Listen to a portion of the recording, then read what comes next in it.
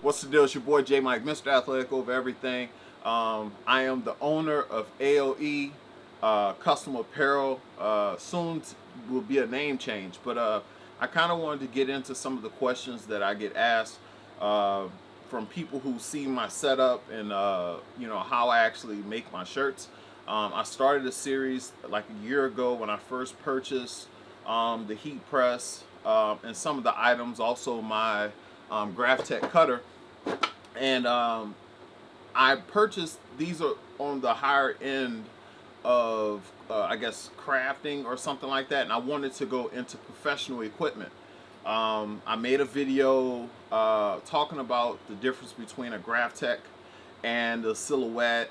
Got a lot of pushback from that. People just saying that I just didn't know how to operate the Silhouette. And over a year has passed, and I've been using the Graphtec for everything that I do now. Whereas before, I would only use it in certain situations. I have full mastery over the cutting aspect of it. But that is not what this video is about. This video here is about this beast behind me. This is the Hotronix Fusion heat press, and one of the things that I kind of wanted to discuss in this particular video is for some of you guys out there that are caught in between what heat press to purchase. Now, I'm not sponsored by any of these companies or anything, so what I'm giving you is just my honest opinion. I've been in business now for over a year making my own shirts. I've owned this particular heat press for about a year. If I'm not mistaken, I believe with tax, shipping, everything, it was right around $2,600. I actually upgraded to this particular heat press coming from the Heat Press Nation, the Signature Series, 15 by 15 with the pull-out automatic release and all that stuff, and that was a very good heat press. It was very reliable. I wanted to cut out excuses for bad presses or things not going right. And I've always been one of those people. I don't care how much it costs. If it costs $5,000 and it's going to give me the result that I need, that's what I want, and that's what I'm gonna go and get.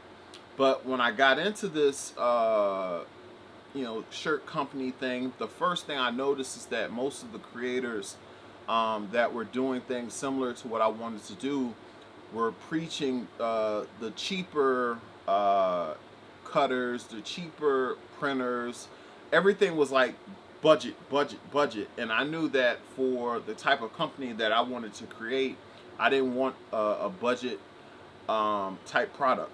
I sell high-end, for the most part, products, especially for the niche that I'm in. I'm a professional power lifter. People pretty much purchase based on how well I perform, and I perform at a high level. So when those things happen, I bench press 650 pounds, I see an uptick in my sales. And I didn't want to get in a situation where I was always chasing, trying to find the cheapest products. I didn't want to do that. But I want to go back even further than that. Originally, first starting out, I had the Chinese heat press like everybody else. A bunch of people like Stan Banks recommended Stussy or whatever the little cheap Amazon heat presses like everyone else did. And I purchased one of those. I purchased two of those. I was having little weird issues with that cheap Chinese heat press. The first run of shirts I didn't even notice it until it came time to fold and package and ship the shirts that had been purchased. They all had black stains on the neck, like in the back of the neck, and I didn't realize what was happening. I'm like, what's going on? My area is clean. Why is this happening? And come find out, the paint from that Chinese heat press was actually getting on the shirts. I started doing research and found out that this was one of the issues that you would run across with those cheaper Chinese heat presses, is that the paint will get on white shirts. So once that happened, I was like, you know what? I'm not dealing with this anymore. I lost a bunch of money. I did like 25 shirts before I even realized that the shirts were messed up due to the fact that I had nothing on the back. It was just the design on the front, but the marking was getting put on the back. So then I went to the Heat Press Nation and had the Signature Series, which the Signature Series was fine. I didn't have any real issues with it. I just knew that there was another level to what I needed, and I started doing more and more research. And I was like, why are these heat presses $600 and this one right here was, you know, $2,300 plus tax? And I kept just trying to figure it out. And the thing that I started to realize is that when you're dealing with this, you want insurance. Insurance is something that no one wants to really pay for, but when something goes wrong, you want to have it. You know what I'm saying? And what I noticed with this particular heat press was that the temperature zones, when you scan, like when you first get your heat press, you want to see your heat press's personality. Every heat press has its own personality. You might have the timer set for, you know, 330, and when you start to, you know, use your heat gun, you find that it's 303 at the bottom, 310 at the top, the middle is 375. You have to figure out the characteristics of your heat press. And with this particular one, you can actually go in there and mess with the, not mess with the settings, but you can adjust it. So if it's reading 330 or something like that, you can go in there and type in, all right, when it says 340, it's really 330. Come up with your own little situation. But with this one, I haven't had any issues with it. And some of the designs that I use flock, not flock, but I do use flock, but I use brick, and I use it at the top of the shirt for one of my logos.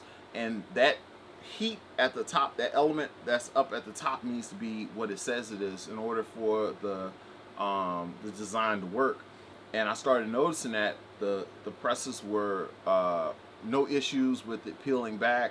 All of the things that were pressed stayed on the shirts. Didn't have any issues with staining from the materials on the actual heat press. And overall, I just felt the security knowing that I pressed the shirt with a very good piece of equipment, and I trusted sending that product to customers. And one of the things about me, and I'm gonna get into this in later videos, is when you start a company and you're the face of the company. I actually have a video on that. I'm not really in favor of doing that after the experience that I've had doing so. When something goes wrong, they don't go at the company, they come at me. But if something goes right with the company, they also come to me.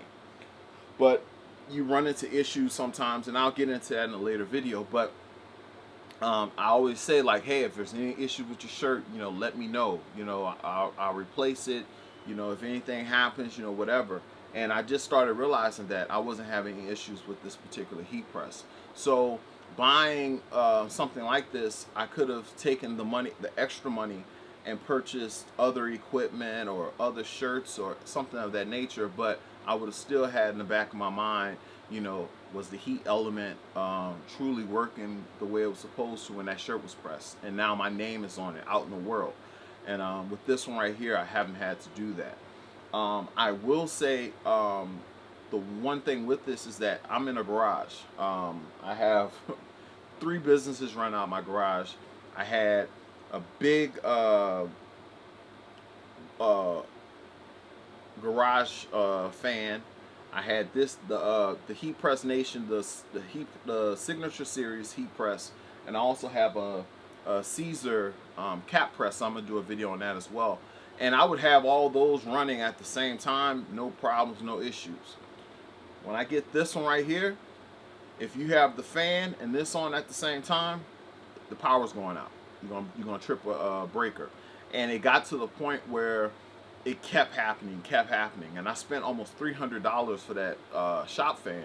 So then I said, well, I'll downsize, I bought this Harbor Freight fan, and it's a 30-inch, you know, smaller, but this thing actually eats more power than the huge fan did. So it was tripping every, like, if too much current was going, it was going out.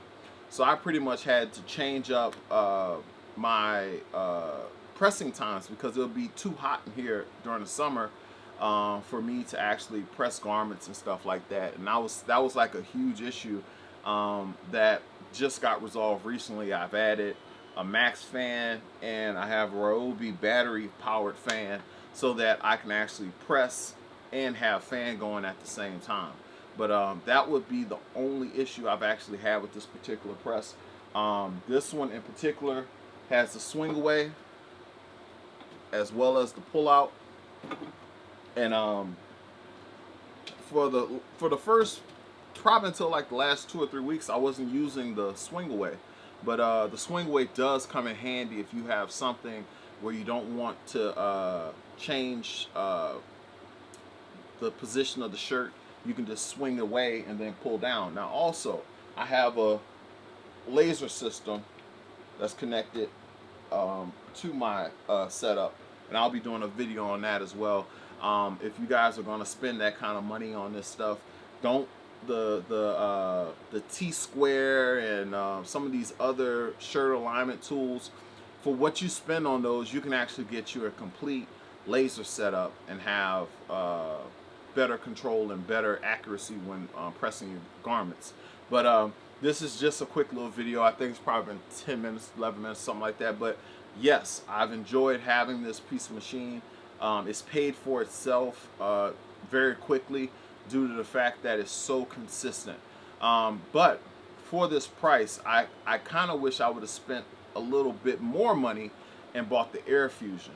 When you have to press a bunch of different items, something like shirt labels or things that are quick, you're having to manually press down. You have to manually push up, pull up on it.